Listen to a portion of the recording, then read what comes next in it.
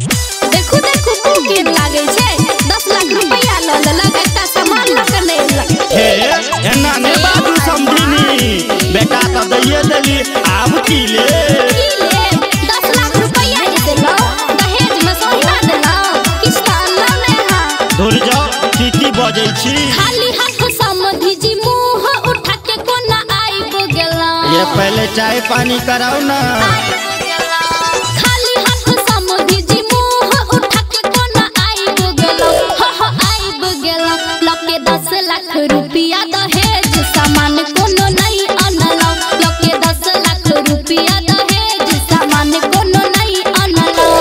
गांव के छुछुनरा के लके बाराती आहा आइब गेला हो आइब गेला लके 10 लाख रुपया दहेज सामान कोनो नहीं अनला लके 10 लाख रुपया दहेज सामान कोनो नहीं अनला नहीं अनला मां गायत्री रिकॉर्ड नहीं अनला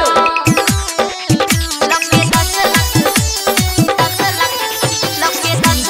रुपया सामान कोनो नहीं अनला नहीं अनला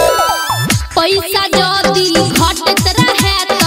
बेच लई तंबुआ के तब मायने जे भ जाता भैंसुर नच त पहिर के नुआ के नच त पहिर के नुआ हो पैसा जदी घटत रहे त बेच लई तंबुआ के तब मायने जे भ जाता भैंसुर नच त पहिर के नुआ के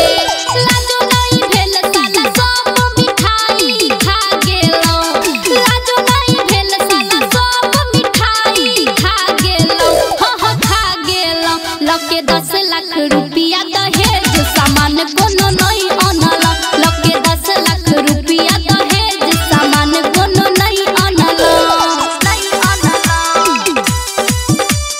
नहीं अनला लके 10 लाख अरमान 10 लाख रुपया दहेज लके 10 लाख रुपया म्यूजिक बाय अरमान गाम भर में भैंसुर साला नाम के घीना वाला माई के बेच के एलो कि अपना बहिन के बेच के एलो बहिन के बेच के एलो गाम भर में भैंसुर आहा नाम के घीना वाला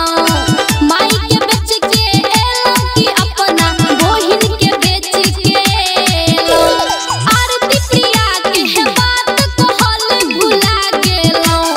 आरती प्रिया के है बात कहल भुला गेलो हो भुला गेलो लके 10 लाख रुपया दहेज